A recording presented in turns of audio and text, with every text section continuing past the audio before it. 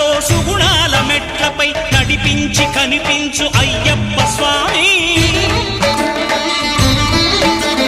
మకర సంక్రాంతి సజ్జోతివై అరుదెంచి మహిమలను చూపించు మణికంఠ స్వామి.